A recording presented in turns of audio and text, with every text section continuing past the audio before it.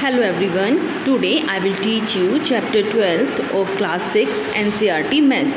The name of this chapter ratio and proportions. This is an introduction video and we will study in this video about what is ratio, what is proportions and some example related to these topics. Now let us start. What can you say about this number? You will read it as 1 divided by 2 or 1 by 2.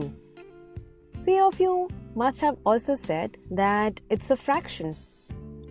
So what exactly is a fraction? Fraction is a number that represents a part of the whole, like half of one chocolate or half of an apple, right? Well, let me tell you one more interesting thing about this number. If you go to a picnic and two of your friends have to share one sandwich, then how much will one of the friends get? Half of the sandwich, right? And this is a fraction, like we said before. Or we can also say that one sandwich is shared between two people. That is 1 divided by 2 or 1:2. And numbers in this form are known as ratio.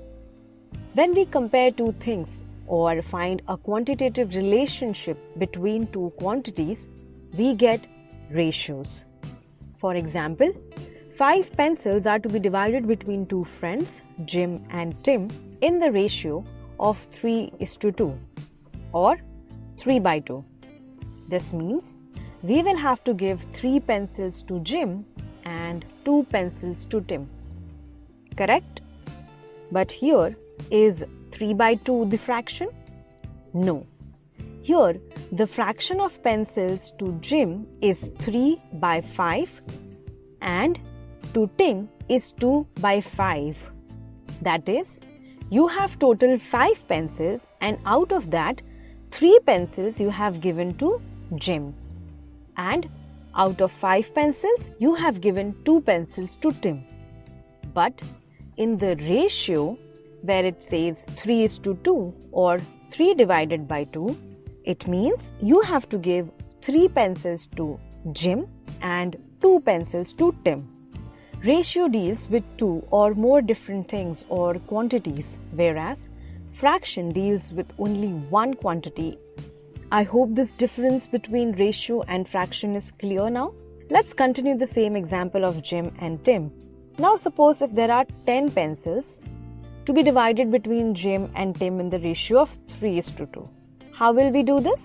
Now Jim will get 3 pencils and Tim will get 2 pencils. We are still left with 5 pencils.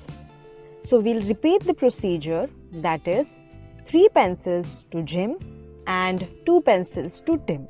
Well, now in total Jim has 6 pencils and Tim has 4 pencils, or their ratios of pencils is 6:4 or 6 by 4.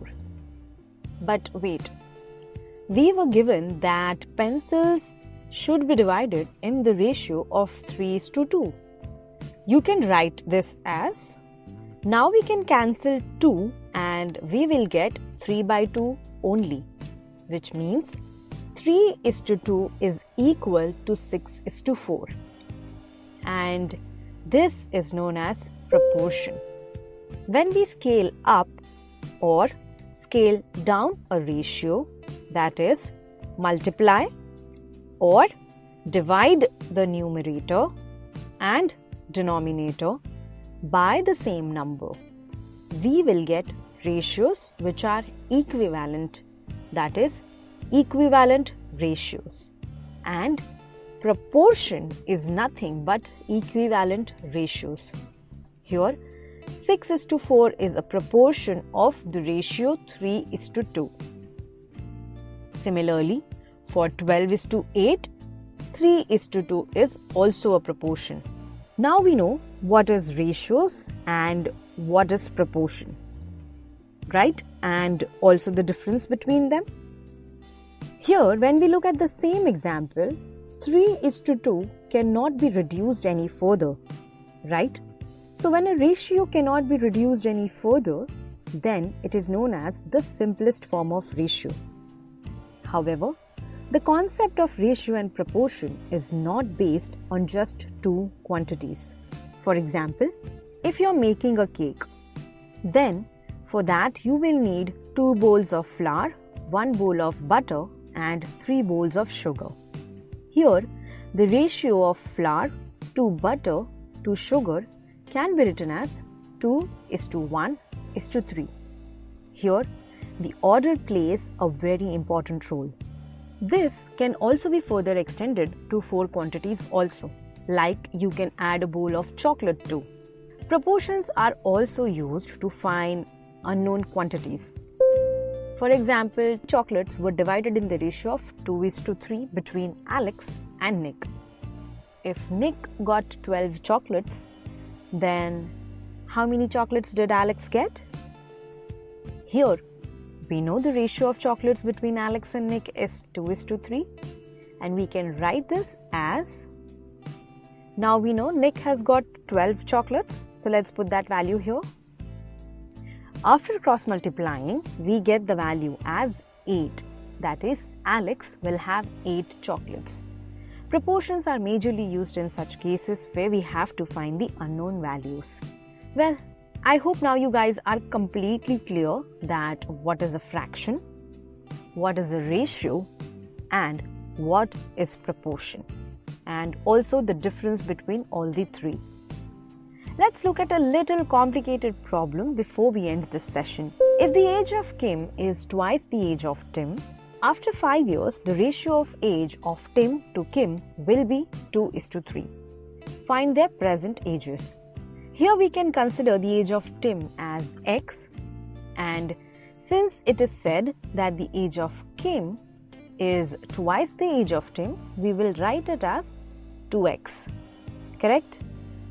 Next, it says that after 5 years, the ratio of their ages is 2:3.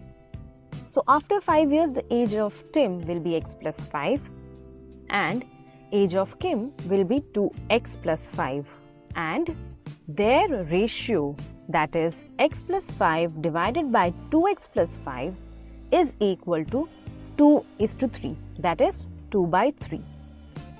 After cross multiplying, we will get the value of x as 5 years. Hence, the age of Tim is 5 years and Kim's age is twice the age of Tim, which will be 10 years. We can also cross-check this by putting the values of x in this equation to see if we get the ratio as 2/3 or not. Let's check that. Well, that's it for today's session.